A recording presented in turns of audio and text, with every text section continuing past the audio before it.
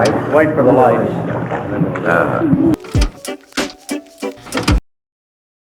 That's the back of the head. Keep going. There, just barely. Why am I zooming in on this guy? This one, the one eating dinner with President Ronald Reagan. It's no secret that even if we've hit a peak, we are in a time of increased inflation. Of course, inflation has just about everyone's attention right now. And this right here, is the beautiful bald head that beat it back in the 1970s and 80s. We often lose sight of the long-term bite inflation is putting on the American pocketbook. I want to explain how the Fed beat stagflation by looking at one interview. Mr. Volcker, welcome. In the heart of the conflict. Obviously, you don't get perfectly clean-cut, black and white answers to these things. You make a judgment. Because I think this represents one of the bigger turning points in 20th century history. Why this interview in particular? Well, the background, duh. Paul Volcker looks like he's in the Temple of Doom right here. Are you, from your somewhat more independent position, as hopeful as they? We are going to die! But more broadly than that, I think that economic policy history should not be ghettoized in financial land. And there's just not enough videos about this really important change in how we approach monetary policy. I mean, different Fed banks do weird green screeny videos for some reason. The Fed's policies and practices are independent.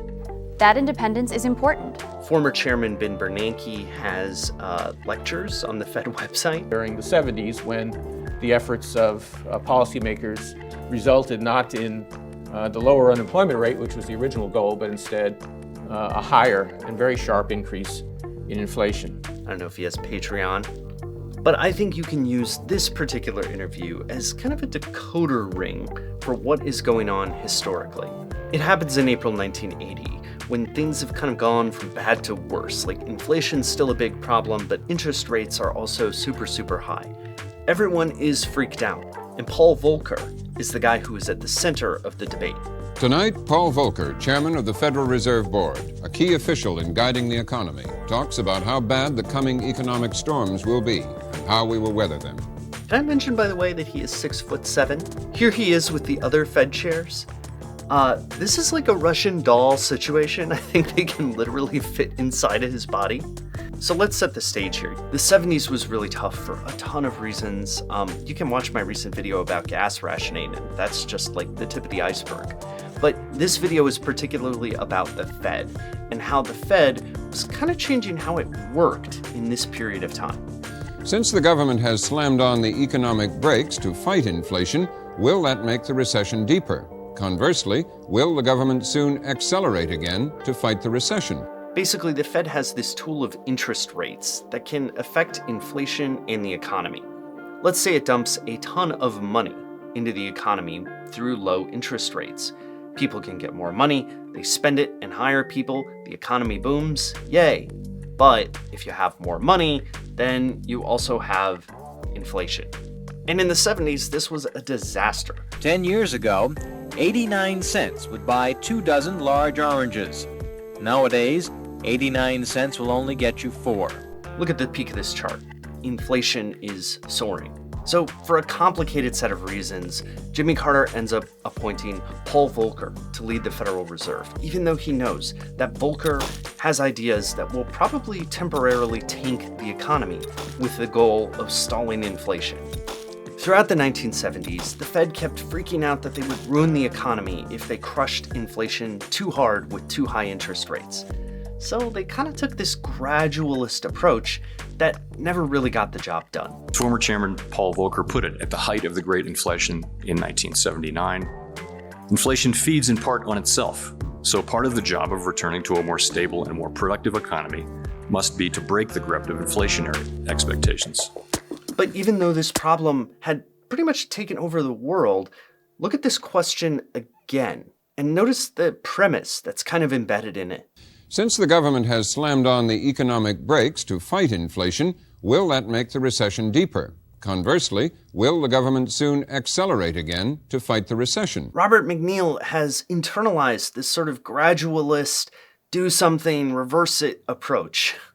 But then Paul Volcker comes in, and he says, no more half measures. I love this picture of Paul Volcker and Janet Yellen and Ben Bernanke. This is like when Shaq stands next to somebody. Okay, so where are we? Volcker comes in, he says no more half measures. You know I've got to show this clip. No more half measures, Walter. The Fed has been wimpy about all this, and so he basically starts what is forever known as the Volcker shock. Does that not sound like a professional wrestling name, by the way? The Fed lets rates soar. Measured by the so-called prime rate, the interest rate a bank charges its largest customers, the results have been dramatic. A 20% high. Right now you're looking at around 5.5%. So imagine this from Paul Volcker's perspective. You are administering this really, really tough medicine to the American economy, and it's hurting things. Are you willing to accept parenthood for this recession, sir? No, I'll claim no paternity. I don't even like the question being asked that way. Everyone hates you because inflation doesn't just poof away, but the jobs, they kind of do. But for the most part, Volcker does not back down. Yeah. But you know, if it has a father, any single father, and it never does, I suspect inflation and the distortions that arise from inflation are the father. That's despite the fact that he's getting put on Time magazine like a movie villain. And Carter and Reagan are both getting grilled on his policies. Mr. President, Paul Volcker, the chairman of the Federal Reserve Board, has been implementing policies that are exactly opposite in basic thrust from what you recommend. He has been squeezing the productive sector of the economy in favor of the speculative sector. He holds strong. While people are concerned about a recession right now, and that's understandable, we have had and still do have a problem of inflation. I would posit that this was a really new way to act at the time. People had thought about this. This was a big debate that was going on, but the Fed hadn't really done it. They totally prioritized employment over fighting inflation. And Volcker said that you couldn't address one without addressing the other, even if there was a lot of pain involved. This has been a confusing, difficult period, I suppose, for everyone. And I would suggest that what we can do in the Federal Reserve, what the government can do generally, is maintain a steadiness of purpose. Under the chairmanship of Paul Volcker, the Fed has used its monetary policy to overcome the rampant inflation that had grown up during the late 1970s. What we're aiming for, Chairman Volcker once said, is a situation in which people can proceed about their business without worrying about what prices are going to do. What sign are you looking for that what you want has bitten and is achieving its purpose? Well, ultimately, the proof of the pudding is in the eating, I suppose, that we will see the inflation rate go down. I want to emphasize that what happened here wasn't necessarily a huge intellectual breakthrough, and I think that makes it tougher to understand. It was a breakthrough in resolve for Paul Volcker, for the Fed, ultimately for his bosses, and even the American people, to say that they would take this tough medicine in the hopes that it would cure stagflation. Inflation is changing the rules of the game. I think it's important to know that it is the pain that worked. The recession was really hard, but things got better. You can see it in these charts. Unemployment soared, but then it fell. Inflation was high, but then it fell. Paul Volcker stood tall, really tall, and broke the cycle. This is very mainstream stuff in financial circles, but it shouldn't be ghettoized in that world. This is stuff that has really affected politics and honestly the standard of living for all of us. But you know what? Let's get political. Just kidding. I'm not gonna do that. I'm scared. We must keep at it until the job is done. I mean, this interview, they grilled him about this stuff for a half hour. The paradigm shift is so fundamental that we forgot that it even happened. Central banks can and should take responsibility for delivering low and stable inflation. It may seem strange now that central bankers and others once needed convincing on these two fronts. But as former Chairman Ben Bernanke has shown, both propositions were widely questioned during the Great Inflation period. That condition starts with this guy, the one who has his head turned away from the camera.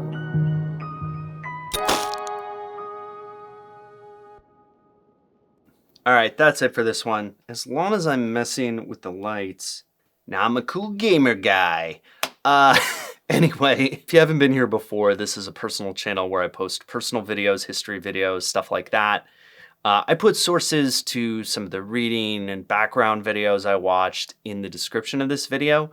I recommend you check them out. There's a ton of nuance here that I necessarily had to paper over to kind of make a popular history of what Paul Volcker did to end the Great Stagflation, what the Volcker shock was. And it's pretty simple what it was, but it was such a big shift in the way that we think about things that I found it interesting. But I'd love to know some of the nuance that you find important or that people should know about in the comments. It also really helps this channel if you like this video or if you subscribe for more stuff like this. Occasionally, I'll do mainstream stuff like this. Sometimes I'll just go off the deep end and do really weird history stories that I haven't seen anywhere else. So hopefully you'll be along for the ride for both of them. All right, that's it for this one. Thank you for watching. Bye.